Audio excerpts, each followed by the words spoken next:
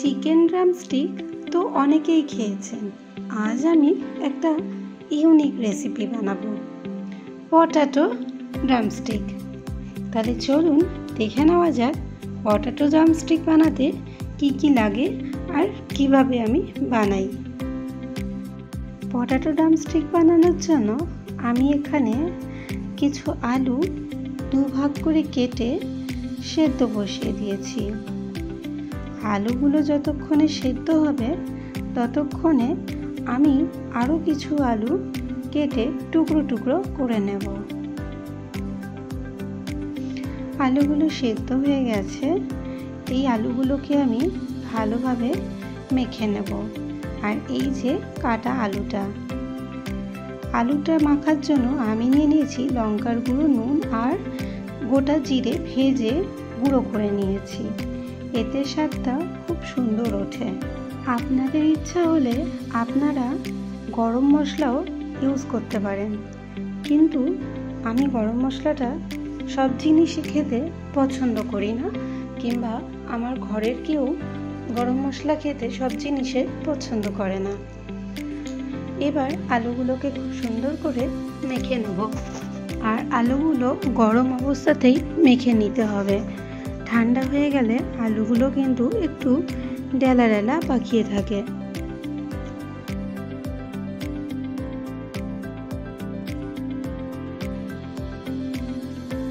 দেখুন আলুগুলো খুব সুন্দর করে মাখা হয়ে গেছে। এবার আমি অল্প অল্প করে পুর হাতে নিচ্ছি আর একটা একটা করে আলু দিয়ে ড্রামস্টিকে শেপ দিয়ে নিচ্ছি। খুব হালকা হাতে কিন্তু শেপটা দিতে হবে, তা না হলে কিন্তু খুলে যাওয়ার একটা চান্স থাকবে। এইভাবে আমি প্রতিটা আলু দিয়ে একটা করে ড্রামস্টিক বানিয়ে নেব। দেখুন কেমন করে বানাচ্ছি আমি, ঠিক এইভাবেই বানাবেন। একটু সময় হাতে নিয়ে বানাবেন, খুব তাড়াহুড়ো করবেন না, কারণ সব জিনিসটাই খুব তাড়াহুড়ো করে হয় না। দেখুন কত সুন্দর করে আমি এটাকে ড্রামস্টিকের আকার দিলাম। বাইরের খাবার খাওয়ার থেকে আমি মনে করি বাড়িতে এইভাবে যদি বানিয়ে খাওয়া যায় খুবই ভালো লাগে। বাড়িতে ধরুন হুট করে লোকজন চলে আসলো আর দোকানে যাওয়ার মতো সিচুয়েশন থাকলো না, তখন কিন্তু এই সহজেই এই রেসিপিটি বানিয়ে নিতে পারবেন। খুবই সিম্পল একটা রেসিপি, এর জন্য খুব বেশি কিছু উপকরণ লাগে না। যে উপকরণগুলো দিয়ে আমি বানাচ্ছি সেগুলো সচরাচর সবার বাড়িতেই থাকে। আর একটা কথা মনে করিয়ে দিই, এখনো পর্যন্ত যারা লাইক দিয়ে ভিডিওটি দেখেননি তারা প্লিজ একটি লাইক দিয়ে ভিডিওটি কন্টিনিউ করুন, আশা করছি ভালোই লাগবে।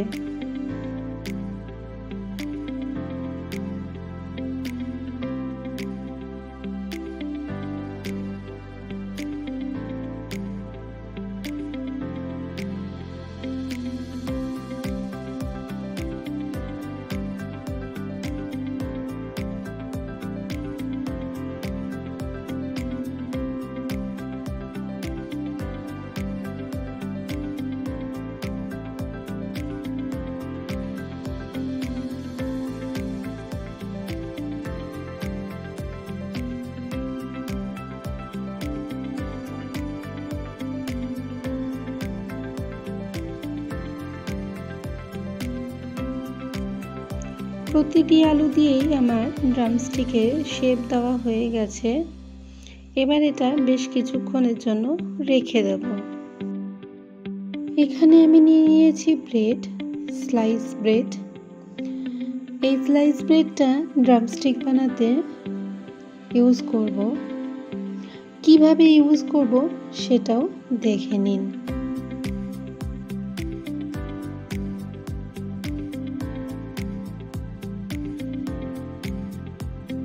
উপরের ব্রেডটা বাদ দিয়ে বাকি ব্রেডগুলো কাজে লাগাবো।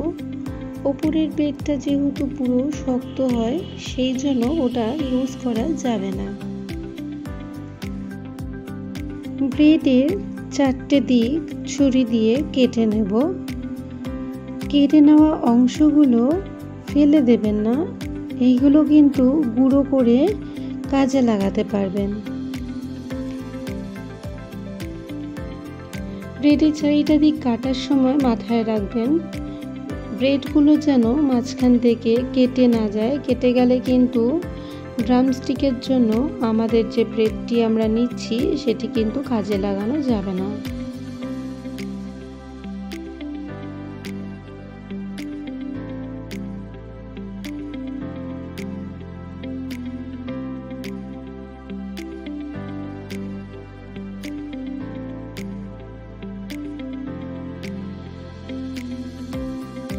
একটা বোলে আমি জল নিয়ে নিয়েছি। এবার একটা করে ব্রেড নেব আর জলে ডুবিয়ে সেটাকে ভালো করে সোপ করে নেব, যাতে ওর মধ্যে এক ফোঁটাও জল না থাকে। এবার ড্রামস্টিকগুলো নিয়ে হালকা হালকা করে মুড়ে দেব চারিটা দিক। যেই প্রসেসে আমি করছি ঠিক এই প্রসেসেই আপনারাও বাড়িতে ট্রাই করবেন।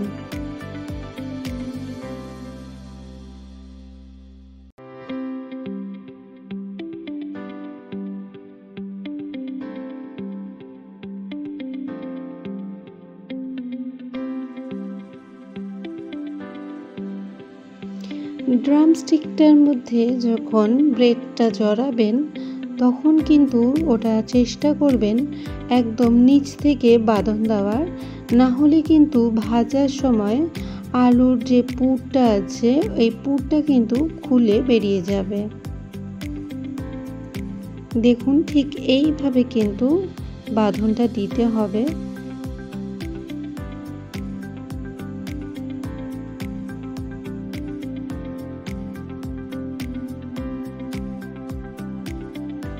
এইভাবে এক এক করে প্রতিটি ড্রামস্টিকের মধ্যে আমি ব্রেডগুলোকে ভালো করে জড়িয়ে নেব।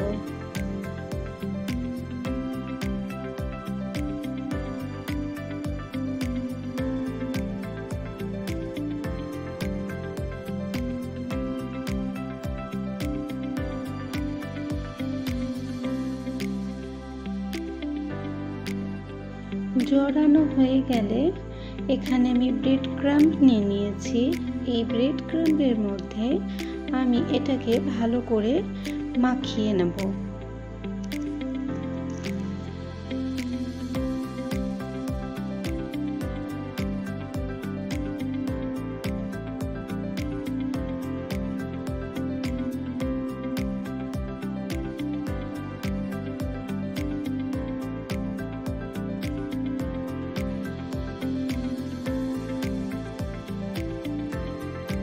এখানে সবগুলো রেডি হয়ে গেছে।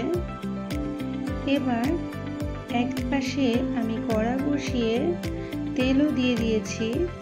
তেলটা গরম না হওয়া পর্যন্ত কিছুক্ষণ অপেক্ষা করব।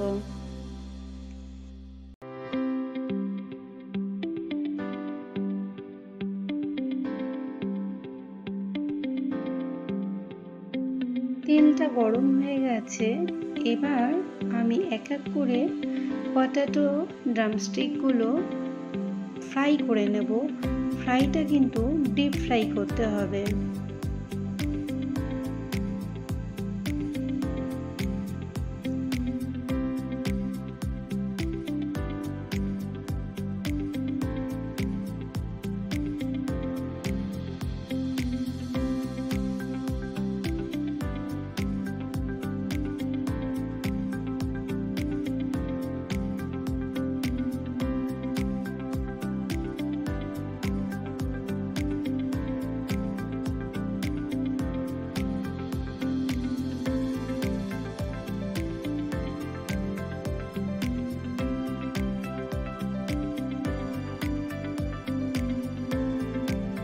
কত সুন্দর করে ফ্রাই হয়েছে দেখুন, আর এক ফোঁটাও কিন্তু পুর বেরিয়ে যায়নি।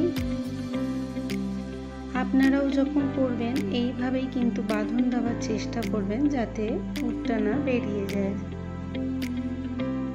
এইভাবে আমি এক এক করে সব ড্রামস্টিকগুলো ফ্রাই করে নেব।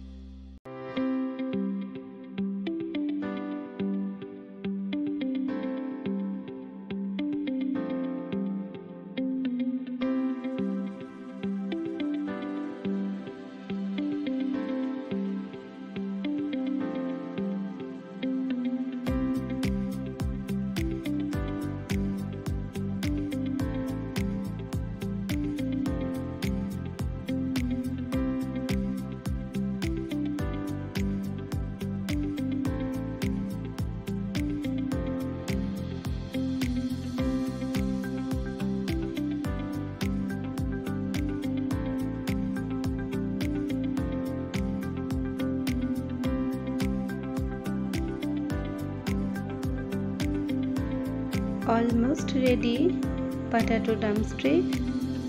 দেখতে যেমন হয়েছে খেতেও কিন্তু দুর্দান্ত হয়েছে। সাথে কিন্তু একটু চিলি সস বা টমেটো সস বা কাসুন্দি দিয়ে খেলে আরও বেশি ভালো লাগবে। আমার আজকের এই ভিডিওটি আপনাদের কেমন লাগলো অবশ্যই কিন্তু কমেন্টের মাধ্যমে জানাবেন। যারা নতুন বন্ধু তারা প্লিজ চ্যানেলটি সাবস্ক্রাইব করে আমার পাশে থাকবেন। আর পুরনো বন্ধুদের অনেক অনেক ভালোবাসা।